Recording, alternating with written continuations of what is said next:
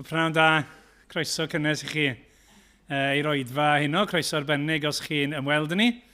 Mae dda cael eich cwmni chi gyda ni fel hyn ar Bnawn Dydd Sul.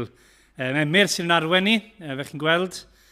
Ac ni'n diolch am y gair glywon ni bore yma ac yn edrych mlaen i glywed mwy am yr hyn sydd ar arglwydd i ddweud wrthon ni heno. Dyle fi dweud bore yma, mae Meirion. Mae e'n pregethu heddi yn yr Eglwys Efengyl Nghaerfyrddin. Ni'n cofio amdano fe hefyd. Yn ystod yr wythnos, mae yna gwrdd-gweddi nos Fawrth.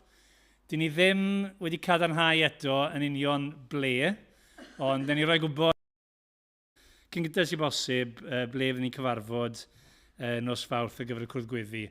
Gyna cyfle i drafod ar-lein gyda Wyn nos Iau, a mae'r bore coffi yn ailgychwyn yma am 10 o'r gloch bore dydd Gwener.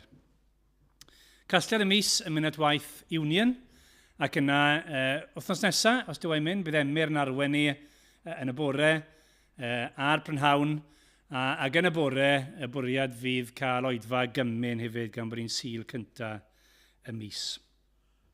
Wel, dyna'r coeddiadau ni droi at yr arglwydd mewn gweddi.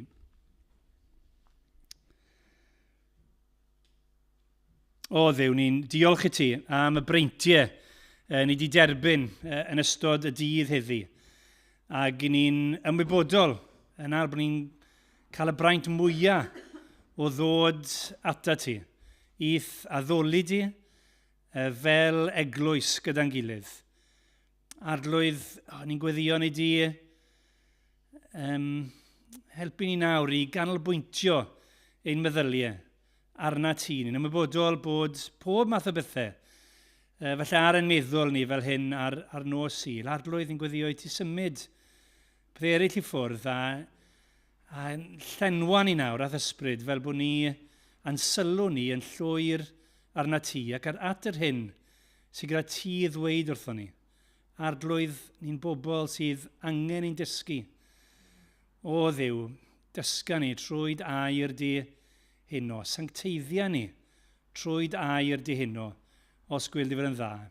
O Dduw, ni'n dod gan gynnig dim byd o'n hunain. Ni'n ymwybodol o'n methiannau yn hunain. Ond ni'n diolch ti bod ni'n dod yn enw un sydd wedi llwyddo ble ni di methu. Un sydd yn gyfiawn ble ni'n anghyfiawn. Ni'n diolch bod ni'n dod yn enw yr arglwydd Iesu Grist. A ni'n pledio enw fe nawr yn iawn troso ni ac yn gweddio iddo fe gael ei ddyrchafu yn yr oedfa hon ac yn ein bywydau ni, gweddill yr wythnos, a byddai'r cyfan, clod a mawl i ti, Dyw Tad, Mab ac Ysbryd Glân. Clyw yn gweddi ni arglwydd, derbyn ni yn enw ac yn heiddiant. Yr arglwydd Iesu Grist. Amen. Amen. Amen. Diolch Rodri. Ni'n mynd i ganu Emyn, rhif 373 yn y llyfr Ymynau Cof, am y cyfiawn Iesu, y person mwyaf hardd. I ni yma, ac yn dod at ein gilydd yn dyn ni bob wythnos i gofio am yr arglwydd Iesu, cofio yr hyn mae wedi wneud drosto ni. Mae'r emyn gyntaf yma'n atgoffa ni o rai o'r pethau nath Iesu wynebu yn sôn amdano fe yn y bennill gyntaf yma'n chwysu yn yr ardd, a'i chwysau'n diferu fel gwaed, ac yn yr ail bennill yn sôn am yr milwyr yn dod i'w arestio fe. A'r arglwydd yn dweud, mae fi yw, gadewch i'r rhain fynd, yn gadael i'r disgyblion ni i ffoi ac i ddianc. Ac yn ar trydydd pennill, yn sôn cof am yr wyneb siriol, y poerwyd arno'n wir. Cof am y cefn gwerthfawr lle yr arddwyd cwysau hir yn yw'r chwip, y fflangell yn creu yr furrows yma yn ei gefnau. Pam cofio? O annwyl arglwydd Iesu, boed grym dy gariad pyr yn torri nghalon galed wrth gofio am dy gyr. Ni'n cofio, nid jyst fel rhyw exercise reoledd, na, ni'n cofio achos bod ni am i'r pethau hyn i'n newid ni, i doddi ein calonau ni. Mae gennych chi ni sefyll i ganu mawl dyn gilydd.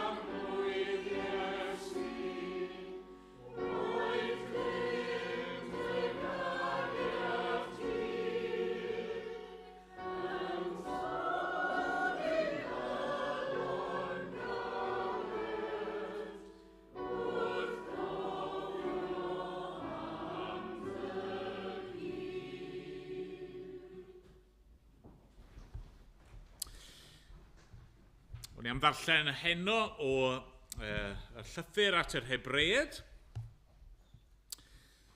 Ni wedi bod yn gweithio trwy'r llythyr yma, yr sbel, yr bregaeth estynedig, ysgrifenedig yma, sy'n dangos i ni dro ar ôl tro. Mae'r arglwydd Iesu Grist yn rhagori. Iesu sydd orau. Ac ni wedi bod yn cofio yn do amdano fe wrth i ni fynd trwy'r llythyr yma. Ni wedi cyrraedd pennod 13, felly ni bron ar y diwedd nawr.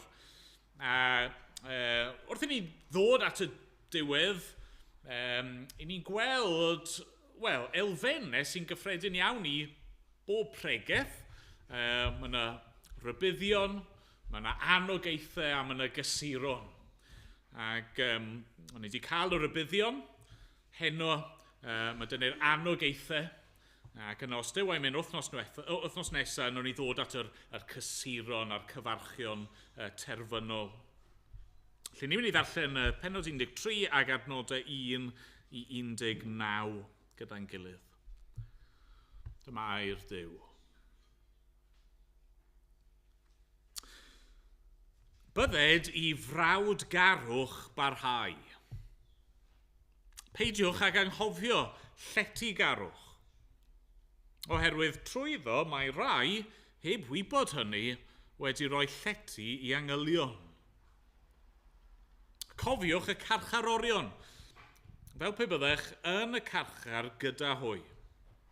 Mae rhai a gamdrinir fel pobl sydd â chyrff gennych eich hunain. Bydded priodas mewn parch gan bawb, a'r gwely yn ddihalog. Oherwydd bydd Duw yn barnu peteinwyr a godynebwyr. Byddwch yn ddiariangar yn eich dull o fyw. Byddwch yn fodlon ar yr hyn sydd gennych. Oherwydd mae ef wedi dweud, ni thadawa fyth ac ni chefnaf arnat ddim. Am hynny dwedwn innau yn hyderus, yr arglwydd yw fy nghonnorthwyr ac nid ofnaf. Beth awna pobl i mi? Cadwch mewn cof eich arweinwyr, y rhai a lefarodd air Duw wrthych. Myfyriwch ar ganlyniad ei buchedd ac efelychwch ei ffydd. Iesu Grist, yr un ydyw, ddoe a heddiw ac am byth. Peidiwch â chymryd eich cam arwain gan athrawieithau amrywiol a dieithwr, oherwydd da yw i'r galon gael ei chadarnhau gan ras ac nid gan fwydydd, na fiont o unrhyw les i'r rhai oedd yn ymwneud â hwy. Mae gennym ni allor nad oes gan wasanaethwyr y tabernacl ddim hawl i fwyta ohoni.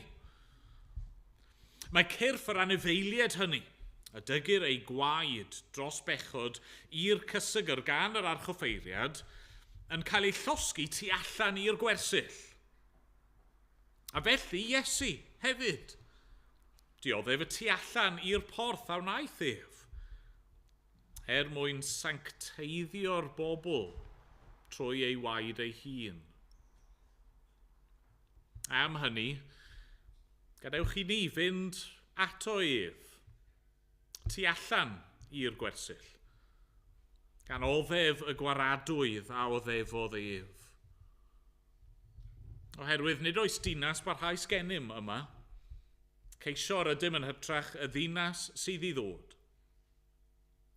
Gadewch i ni felly drwyddo ef, offrymu aberth moliant yn wastadol i Dduw. Hynny yw, ffrwyth gwefusau sy'n cyffesu ei enw. Peidiwch ag anghofio gwneud daioni a rhannu ag eraill, oherwydd ag aberthau fel hyn y rhyngir bodd Duw. I fyddhewch i'ch arweinwyr ac ildiwch iddynt, oherwydd maent hwy yn gwylio yn ddiorffwys dros eich eneidiau, fel rhai sydd i roi cyfrif. Gadewch iddynt allu gwneud hynny yn llawen ac nid yn ofidus, oherwydd di fydd i chwi byddai hynny. Gweddiwch drosom ni, oherwydd rydym yn sicr fod gennym gydwybod lan, a mae'n bod yn dymuno ymddwyn yn iawn ym mhob peth. Rwyf yn erfyn yn deirach arnoch i wneud hyn, mwyn i mi gael fy adfer i chwi yn gynt. Amen. Diolch i Dduw am ei air. Ni'n mynd i ganu nesa o Cwmpawd 2. Rhif 115. 115. Pirang halon ni. Gad i'n fod fel air ac arian gwerthfawr. Pirang halon ni. Gad i'n fod fel air. Air coeth. Ac ymlaen, nhw'n ni sefyll i ganu.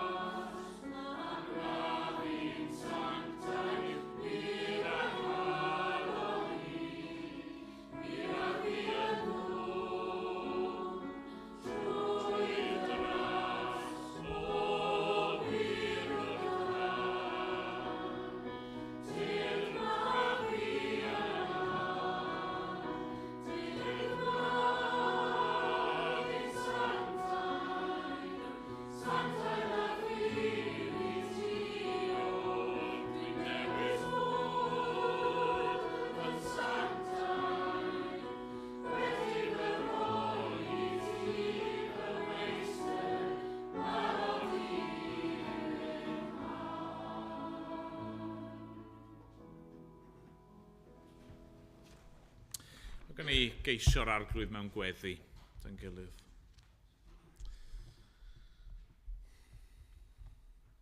O arglwydd, i ni yn diolch i ti. Ie, am gyfle i gofio. Cofio am yr arglwydd Iesu. Cofio am ei aberth e. Cofio am dy gariad i tuag ato ni. Ie, arglwydd, tra ein bod ni dal yn bell oddi wrtho ti. Pan oedden ni yn dal i fod yn elynion i ti. Arglwydd, fe nes ti osod dy gariad i arno ni. Ac ie, anfon dy fab yr anwylid mwyn ein hachub ni. A ni yn diolch eto wrth feddwl fel ni wedi canu am yr hyn brofodd yr arglwydd Iesu. Ie, gŵr gofidus a chyfarwydd iawn a dolir oedd e. Ni yn meddwl am ei brofiad yng ngardd Gethsemane. Yn meddwl amdano fe yr noson honno wrth gael ei frydychu, wrth gael ei arestio a'i gamdrin, a'i gondemnio. Ie, wrth iddo fe gael ei chwipio yn greulon, gwisgo'r coron ddraen. Wrth ni feddwl amdano fe yn cario ei groes, nes bod e ddim yn gallu ei chario hi mwy, ac hynny yng ngwres y dydd, a cael ei osod, ei osod ei hongian ar groes. Meddwl amdano fe yn derbyn ynddo fe yn ei gorff ei hun, ein pechod ni. O arglwydd, diolch i ti.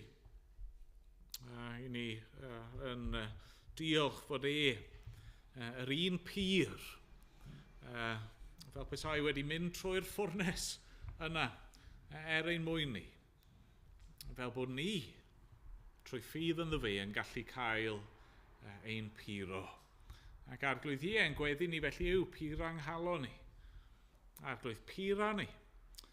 Gwna ni yn lan, gwna ni yn dderbyniol yn dy olwg di. Gwna ni yn fwy tebyg i Iesu Grist, ein brawd a'n prynwr ni, ein ffrind, ein cyfell ni. O, diolch amdano fe. Arglwydd, gweithio yn ein calonau ni. Heno nawr wrth i ni feddwl am Iesu ac wrth i ni feddwl am yr hyn nath e ddiodde ein mwyn ni. Ac wrth i ni feddwl nawr am y fath o fywyd sydd yn dy blesio di. Y bywyd rwy ti wedi ei drefnu a'i fwriadu ar ein cyfer ni.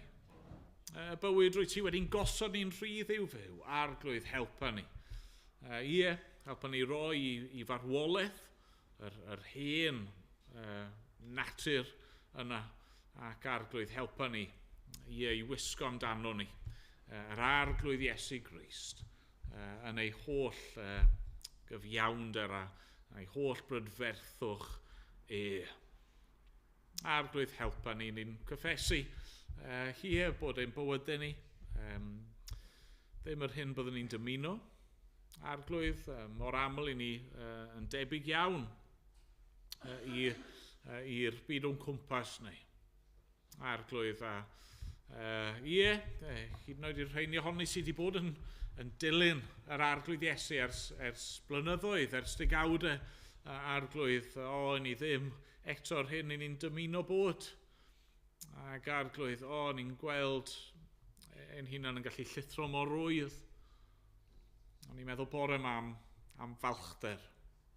Arglwydd, mor rwydd i ni yn gallu disgyn i falchder. A wrth feddwl am yr hyn sydd gyda ni heno, arglwydd, mor rwydd i ni'n gallu syrthio i nôl, yn ôl i'r un ffordd o fyw. Helpa ni felly. Ond wedi helpu ni heno i rando ac i ganolbwyntio ac i ystyried ac i ei chwilio'n calonau ni. Helpa ni i ei gymhwyso'r pethau yma i'n bywydau ni, os gweli di fod yn dda. Gad i ni fod yn bobl sydd yn cael ein newid gen I ti, gan dy air di, os gweli di fod yn dda. Arglwydd, bydd gyda ni felly nawr. Llenwa ein golwg ni, gyda'r arglwydd Iesu Grist. A da, trwy dy ysbryd di, gwna ni'n fwy tebyg iddo fi. A mynd bod ni'n gofyn yn enw ac yn heiddiant yr arglwydd Iesu Grist. Amen. Amen.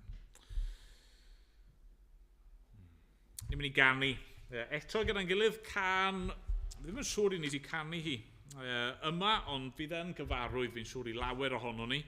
Felly os chi yn ei nabod hi, canwch chi yn uchel, ac os ych chi ddim yn nabod hi eto, fi'n siŵr newch chi pigo hi lan yn ddigon cloi.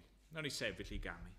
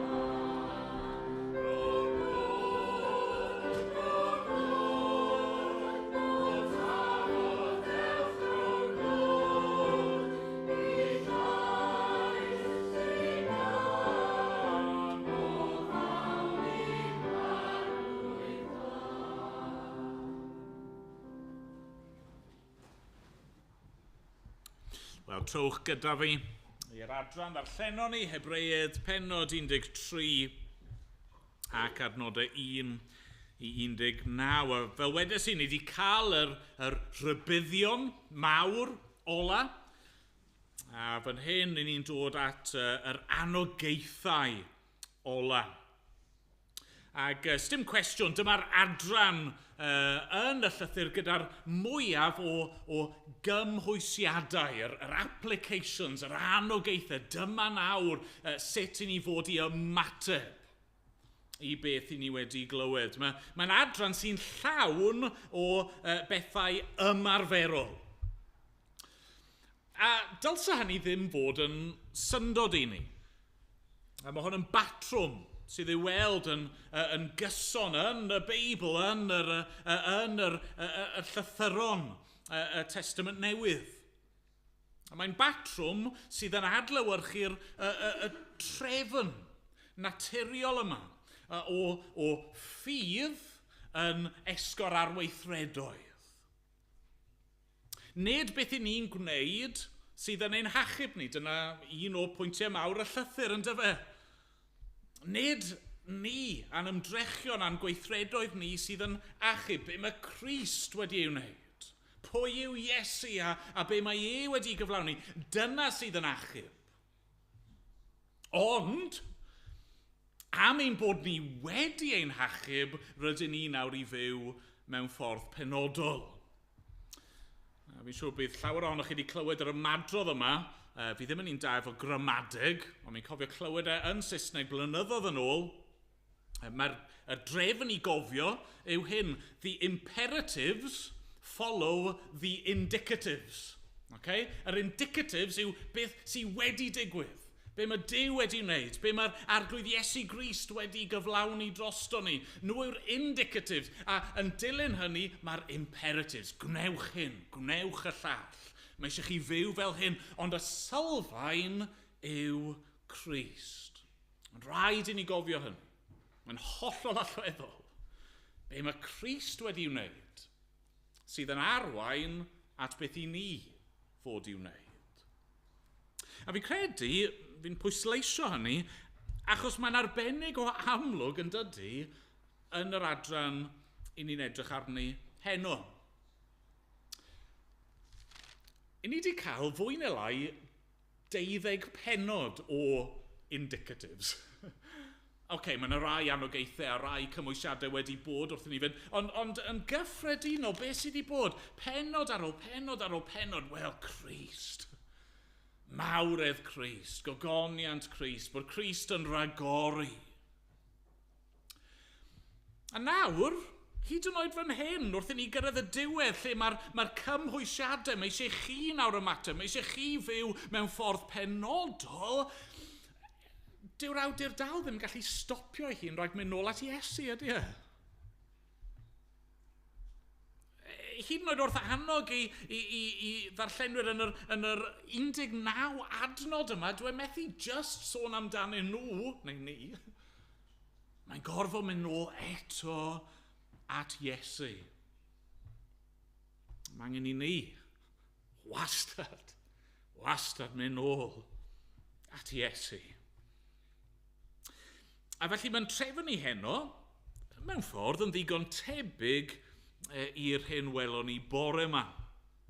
Bore yma, o'n i'n ystyried sut mae gostyngeidrwydd Crist yn arwain at ostyngeidrwydd yno ni. Wel, heno nawr, ni'n mynd i glywed yn gyntaf i gyd am fywyd ac aberth Crist.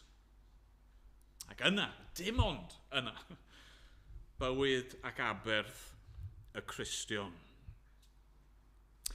Rydych chi'n feddwl te gyntaf am fywyd ac aberth Crist. Beth arall sydd gan yr awdur i ddweud am yr arglwydd Iesu? Wel, mae yna ddau beth yn does. Mae'n dychwelyd atyn nhw fan hyn. Dau beth yw atgoffa nhw. Gyntaf i gyd, mae'n atgoffa nhw unwaith eto am fywyd Iesu. Ei fywyd ffyddlon. Adnod 8. Iesu Grist, yr un ydyw, ddoe a heddiw ac am byth.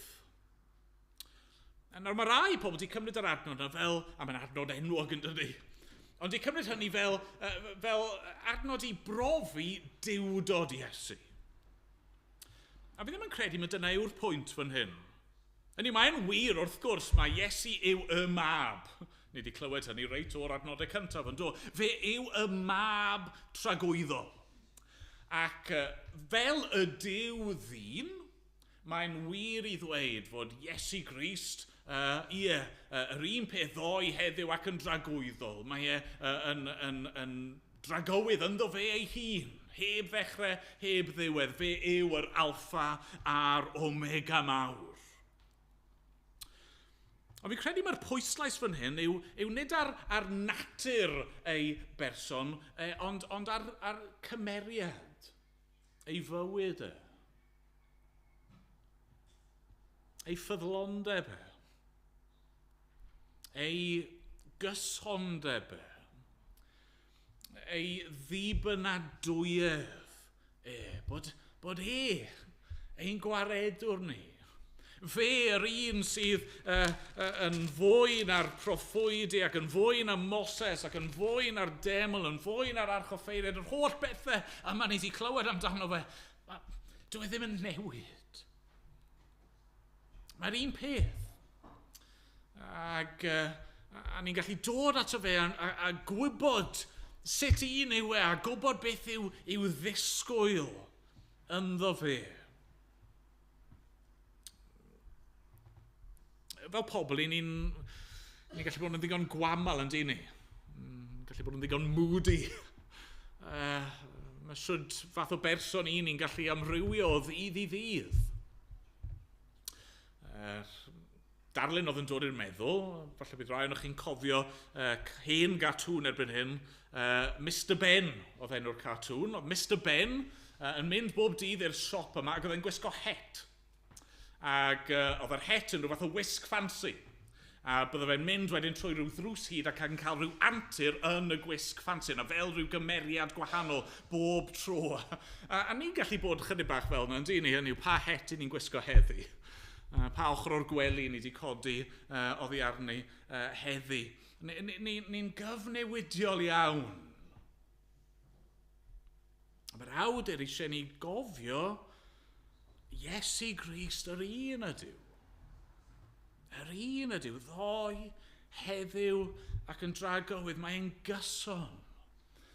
Mae'n graig, sefydlog i ni'n gallu pwyso arno fe, dibynnu arno fe, o hyd ac o hyd. Dyw e ddim yn newid. A felly, fel na ni weld mewn ychydig, dyw be mae'n golygu yw ddilyn ddim yn newid. Dyw goblygiadau bod yn ddisgybl i Iesu Grist ddim yn newid. Mae'n rhywbeth cyson ynddo fe, just fel mae ei hun yn gyson. Felly ni'n cael yn atgoffa o'i fywyd Ond yna mae'r awdur methu stopio mynd nôl hefyd at waith Crist. At yr hyn mae wedi gyflawni. Ac yn arbennig felly at ei aberth. Ni wedi cael lot o hyn, ond mae'n mynd nôl eto'r darlun mawr yma o Iesu fel archoffeiriad sydd wedi cyflwyno aberth. Aberth digonol. Aberth unigryw. Aberth unwaith ac am byth. A mae'n dweud yn dydy adnod 10. Mae gennym ni allwr nad oes gan wasanaethwyr y tabernacl ddim hawl i fwyta ohoni. Mae cyrff yr anifeiliaid hynny dygyr ei gwaed dros bechod i'r cysygr gan yr archoffeiriad yn cael ei llosgu tu allan i'r gwersyll. Felly Iesu hefyd. Dioddef y tu allan i'r porth a wnaeth ef, mwyn sancteiddio'r bobl trwy ei waed ei hun. Mae'r awdur yn gweud bod gyda ni allwr i ni'n mynd ato fe fel pobl yr arglwydd. Allwr nid mwyn ennill iachawdwriaeth dros ni'n hunan, nid mwyn cyflwyno aberth mwyn achub ni ein hunan, na, allwr lle mae Crist wedi cynnig aberth. Beth yw'r allwr? Wel, mae'n siŵr mae'r esboniad gorau sydd yn yw'r groes, ynddo fe? Y groes yw'r allwr, lle nath yr arglwydd Iesu Grist, Duw y mab, cyflwyno ei hun, ei fywyd perffaith yn Aberth, unwaith ac am byth dros bechaduriaid. A lle wnaeth hynny, wel, mae'n dweud yn dydy tu allan i'r gwersyll. Mae dyn ni dal y darlun yma o ddydd y cymod, lle byddai'r Aberth dros bechod, byddai neb yn cael bita o'r Aberth yna, oedd e'n cael ei gymryd allan a'i losgu tu allan i'r gwersyll, tu allan i'r gymuned fel petai. Mas fyna. Be mae'r awdur yn gweud wel, dyna lle ni'n cwrdd â Iesu. Fel glywon ni bore yma, yr un gostyngedig. Yr un a ddod i ar ffurf gwas, a oedd yn ifydd hyd angau i angau ar groes. Oedd rai o'r darllenwyr yma, nhw'n cael ei denu nôl, yn dod nhw. Nôl at y tabernacl, nôl at y deml, nôl tu fewn i'r hen drefn yna, yn Jerusalem, yn y ddinas. Ond nhw'n ofni barn pobl eraill, ond nhw'n ofni cael ei gwrthod, ond nhw'n ofni cael ei gwaradwyddo. Mae'r awdur yn gweud, na. Dyna'r union man lle ni'n cwrdd â Iesu yn ei weiledd. Tu allan i'r gwersyll. Wedi cymryd pob gwaradwydd a chasineb ac erledigaeth arno fe ei hun. A chi weld y pwynt mae'n gwneud yw mae'r allor yma'n well. Mae'n rhagori, yn dydy. Mae'r Aberth yma'n well nag unrhyw Aberth arall, achos i ni yn gallu derbyn. Trwy ffydd i ni'n gallu derbyn. Mewn ffordd, darlunio, ni'n gallu bwyta ac yfed o'r arglwydd Iesu. Mae'n annog ni i dderbyn ei gorff, i dderbyn ei waed, hynny yw i dderbyn ei fywyd a'i Aberth yn ein lle ni. Mwyn rhoi bywyd. A felly'r anogaeth fan hyn yn dyfu. Yr anogaeth yw, adnod 13, am hynny gadewch i ni fynd ato ef, y tu allan i'r gwersyll, gan oddef y gwaradwydd a oddefodd e. Os chi eisiau bod yn ddisgybl i'r arglwydd Iesu Grist, dyna lle sy'n rhaid i chi fynd. Chi angen mynd ato fe mewn ffydd. Ni'n gorfod dechrau fan hyn. Fi'n mynd i bwysleisio fe eto. Ni'n gorfod dechrau gyda bywyd ac Aberth Crist. Yn yw'n camgymeriad mae gymaint o bobl wedi gwneud yn y gorffennol yn dyfew i'w neidio ymlaen i'r ail beth, yr ail rhan o'r bregaeth yma, neidio ymlaen i fi. Fi angen gwneud hyn, fi angen gwneud y llall. Y ffordd i fod yn Gristion, y ffordd i gael eich achub, y ffordd i fod yn iawn gyda Duw yw gwneud hyn, peidio gwneud hyn, ac yn y blaen. Na. Mae'r anogaethau a'r cymwysiadau ymarferol, ni'n mynd i ddod atyn nhw nawr, dim ond yn gwneud synwyr yng nghyd-destun hyn. Does na ddim pwynt i chi ddangos brawdgarwch. Does na ddim pwynt i chi anrydeddu priodas. Does na ddim pwynt i chi fod yn ddi-ariangar neu gwrando ar eich athrawon yn y ffydd. Ac unrhyw un o'r pethau arall, chi'n gwastraffu eich amser. Os nag ych chi'n gyntaf i gyd wedi dod tu allan i'r ddinas a droed y groes a wedi plygu lawr a taflu chi'n arno fe.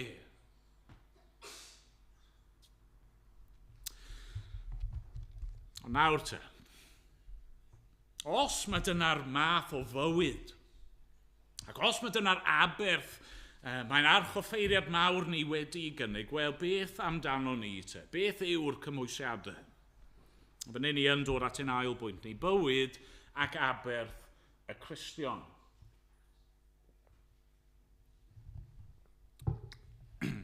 Un archoffeiriad sydd wedi cyflwyno un Aberth, unwaith ac am byth, ar yr allor yna, y groes.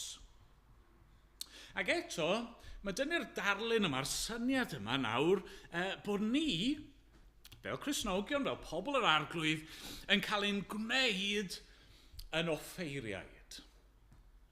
I ni nawr yn cael nesau at Dduw yn y cysygr nefol yna. Ac i ni yn cyflwyno ebydd. Dyna sydd dyn ni yn adnod 15 ac 16 yn dyfa. Gadewch i ni felly, drwy ddoef, offrymu aberth moliant yn wastadol i Dduw. Hynny yw ffrwyth gwefusau sy'n cyffesu ei enw. Peidiwch ag anghofio gwneud daioni a rhannu ag eraill oherwydd ag aberthau fel hyn y rhyngir bodd Duw. Yr Apostol Paul yn cyflwyno syniad tebyg yn ydy bod ni nawr, ni sydd wedi'n hachub trwy ffydd ei gyflwyno'n hunain fel ebyrth byw. Dyna sydd ni'n addoli Duw. Ni'n aberthu ein hunain, ein bywydau ni, trwyddo fe. Nawr, sy'n ma ni'n mynd i edrych. Wel, mae'n lot o beth i'w gweud, ond does. Fi eisiau just trial nodi 7 peth yn fyr yn yr amser sydd gyda ni'n weddill. 7 peth allwn ni nodi yn yr adran yma. Peth cyntaf yn amlwg yw cariad. Adnodau 1 i 3, cariad. Bydde di frawd garwch barhau. Peidiwch ag anghofio llety garwch, oherwydd trwyddo mae rhai heb wybod hynny wedi rhoi llety i angylion. Cofiwch y carcharorion fel pe byddech yn y carchar gyda hwy, a rhai ag amdrinir fel pobl sydd â chyrff gennych eich hunan. Ni fod i garu. Wrth gwrs yn bod ni. Ni fod i garu pawb.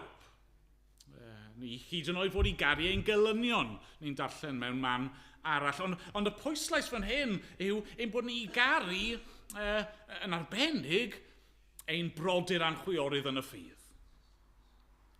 Ni fod i garu aelodau ein eglwys lleol ni. A ni fod i garu a dangos llety garwch i Gristnogion eraill. Rai ni ddim falle ni adnabod nhw, ond i ni'n rhannu'r un ffydd â nhw.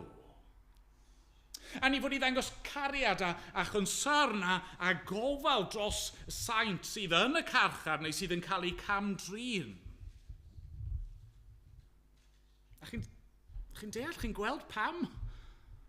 Wel, achos dyma sut mae Duw wedi'n trin ni, ynddo fe? Mae'r arglwydd Iesu wedi'n caru ni. Mae'r arglwydd Iesu wedi tostyrio wrtho ni. Mae wedi'n trin ni fel brodyr a chwiorydd. Mae wedi dangos gofal a chonsyrn a thrigaredd ato ni. Felly wrth gwrs, i ni fod i ddangos cariad. Ail beth. Pirdeb, adnod 4. Bydded priodas mewn parch gan bawb, a'r gwely yn ddihalog, oherwydd bydd Duw yn barnu peteinwyr a godynebwyr. A'r pwyslais fan hyn yw ar birdeb rhywiol. A ni'n gwybod wrth ddarllen rai o'r epistol eraill bod yna syniadau rhyfedd wedi codi yn y blynyddoedd cynnar yma. Falle bod yn Gristion a dyfodiad Crist wedi newid rhywbeth am briodas. A falle bod dim angen i ni briodi mwyach. Falle os i ni wedi priodi bod ni'n gallu gadael ein gŵr neu'n graig. Fel Cristnogion, allwn ni defnyddio'n cyrff unrhyw ffordd i ni eisiau. Na, i ni fod yn bir. Pam? Wel, achos fod yr arglwydd Iesu yn bir. Fod wedi dod fel dyn. Yn debyg i ni ym mhob ffordd heblaw fod e'n ddibechod. Ac wrth gwrs, fel ni'n clywed mewn mannau eraill, fe yw y priod fab i'r eglwys, ei briod ferch, a felly ni fod i anrydeddu priodas. Fel cynllun Duw ar gyfer perthynas rhywiol, ond yr anogaeth yma i birdeb. Byddwch yn bir? Achos dyma'r math o fywyd mae'r arglwydd yn galw ni iddi. Trydydd peth, ddylsyn nodweddu ni, heilioni. Adnod 5 a 6. Byddwch yn ddi-ariangar yn eich dull o fyw. Byddwch yn fodlon ar yr hyn sydd gennych. Oherwydd mae ef wedi dweud, ni thadawa fydd, ac ni chefnaf arnat ddim. Am hynny dywedwn unau'n hyderus, yr arglwydd yw fy nghynorthwyr, ac nid ofnaf. Beth awna pobl i mi. I ni fod yn bobl hael. Ddim yn ariangar. Ac ni'n gwybod yn dyn ni, eto mewn man arall, bod cariad at arian ac eiddo yn wreiddyn i bob math o ddrygioni. I ni ddim fod yn bobl sydd yn poeni'n pennau ynglyn ag arian. Achos ni'n gwybod fod Duw wedi'n caru ni. A fod Duw ddim yn mynd i'n gadael ni. A fod wastad yn mynd i'n cynorthwyo ni. Unwaith eto fan hyn, mae dyn ni esiampl yr arglwydd Iesu ei hun, ond oes, nath ddod yn dlawd, fe ddath yn anghennus, fe ddath heb rhywle i roi ben i lawr.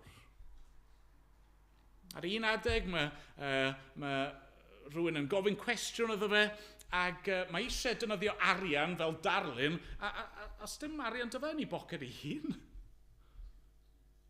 Ond oedd ddim yn poeni. Oedd e'n gwybod bod ganddo fe drysor mwy, trysor gwell o'i flaen. I ni fod felly hefyd. Pedwerydd peth, ffyddlondeb. Ffyddlondeb. A fi'n golygu fy'n yn y benodol, ffyddlondeb i'r gwir, i'r efengil.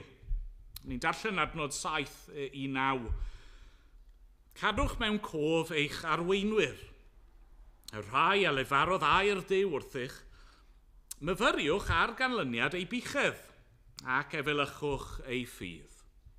Iesu Grist, yr un y Duw ddoe a heddiw, ac am byth peidiwch a chymryd eich cam arwain, gan athrawieithau amrywiol a dieithwr. Oherwydd da yw'r galon gael ei chadarnhau gan ras, ac nid gan fwydydd na fiont o unrhyw les i'r rhai oedd yn ymwneud â hwy. Y tebyg yw fan hyn, wrth sôn am arweinwyr yr Hebreaid, sôn mae am yr arweinwyr greiddiol, efallai hyd yn oed yr apostolion eu hunain. Y rai wnaethon nhw dderbyn yr efengil ganddyn nhw yn y lle cyntaf. A mae'n dweud, glynwch at hynny. Cofiwch am yr cwmwl o dystion yna. Glynwch i'r newyddion da fel wnaethych chi ei dderbyn. Cofiwch ei bywyd a'i esiampl nhw. Dydy Iesu Grist ddim yn newid, a felly dyw yr efengil a goblygiadau'r efengil ddim yn mynd i newid. Peidiwch cael eich tynnu ar ôl rhyw athrawieithau anghywir. Mae'n amlwg oedd rai fan hyn yn cael ei denu ar ôl rhyw syniadau od am beth i bwydydd, beth i fwyta, beth i beidio a bwyta. Mae'r awdur yn gweud, na, jyst glynwch i'r efengil. Mae eisiau ni fod yn ffyddlon yn i'w glynu at y ffydd. Pumed peth. Addoliad. Addoliad. Ni wedi cyffwrdd ar hyn yn barod mewn ffordd adnod 15 ac 16. Gadewch i ni felly drwyddo ef, offrym i aberth moliant yn wastadol i Dduw. Hynny yw ffrwyth gwefusau sy'n cyffesu ei enw. Peidiwch ag anghofio gwneud daioni a rhannu ag eraill, oherwydd ag aberthau fel hyn y rhyngir bodd Duw.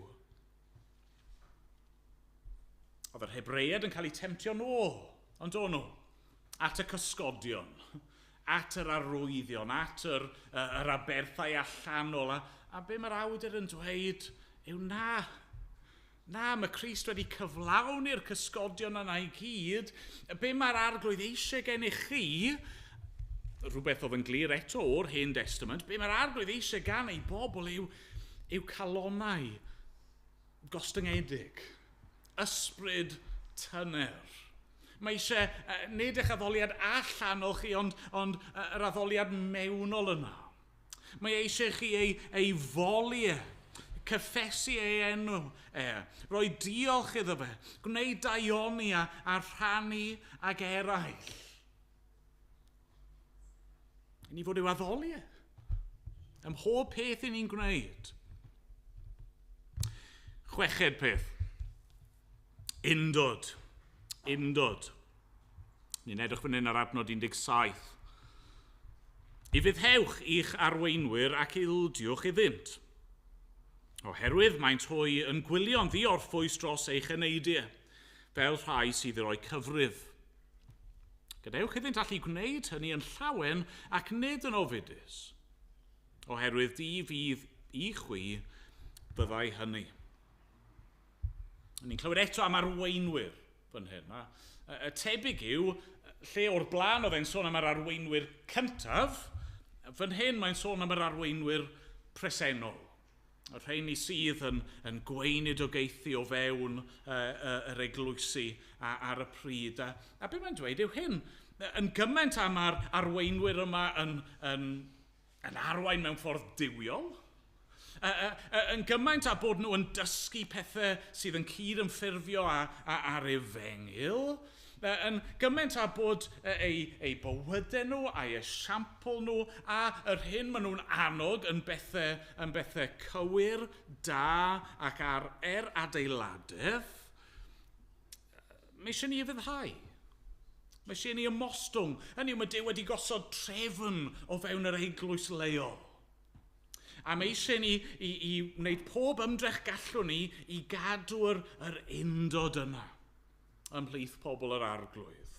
Bod ddim rhyw, fel glywon ni tro diwetha, ddim rhyw reiddyn blin yn tyfu lan yn ein plith ni. Bod na ddim rhyw gwmpo mas a dadlau, bod ni'n unedig. Ac yna un peth ola yn seithfed, gweddi.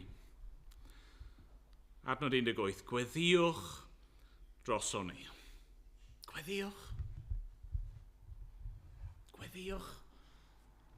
Pa fath o fywydau ni fod i'w byw, sydd ni'n aberthu i'r arglwydd, beth ni'n cyflwyno i'r arglwydd, wel ein gweddiau ni.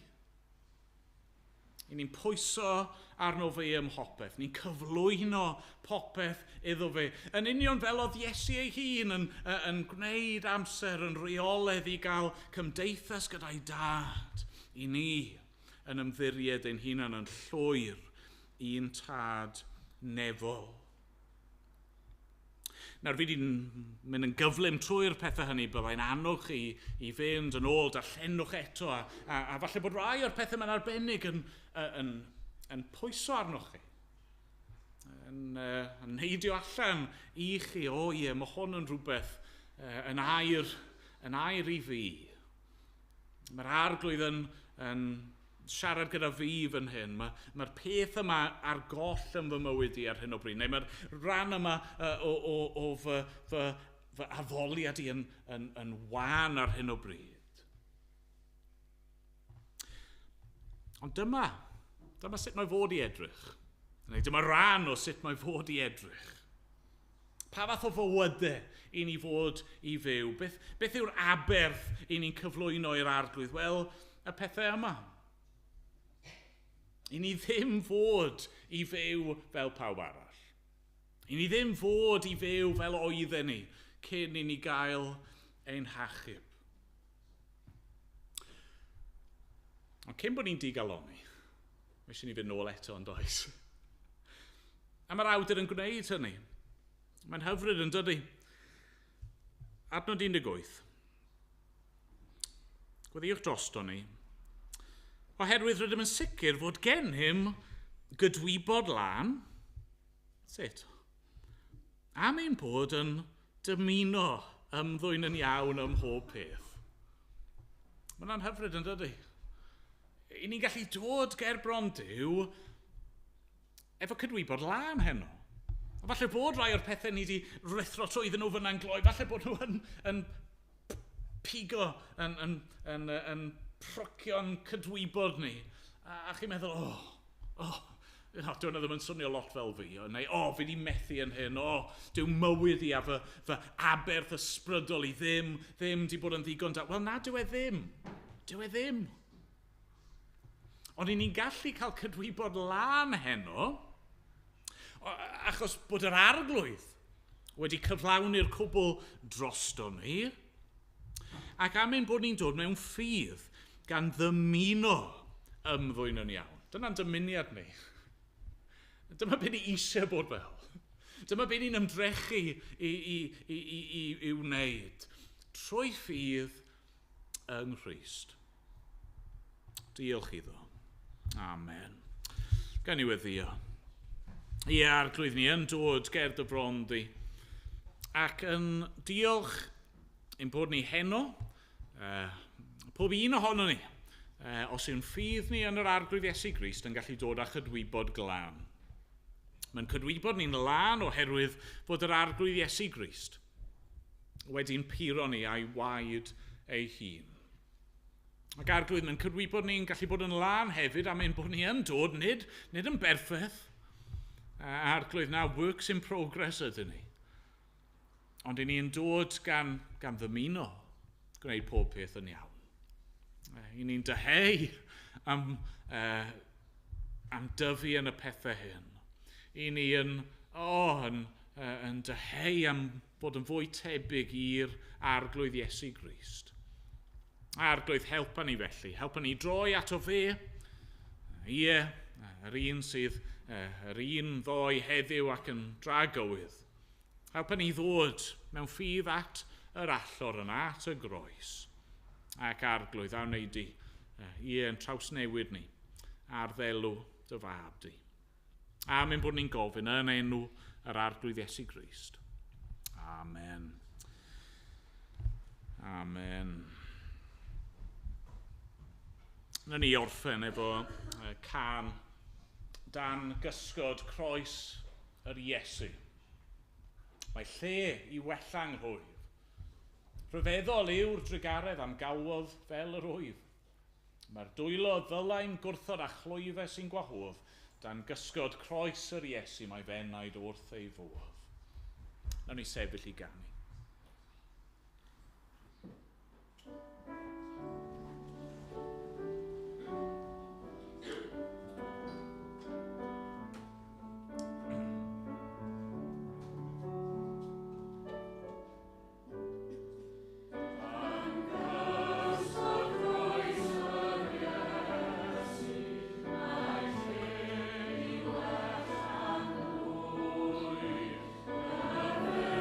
Oh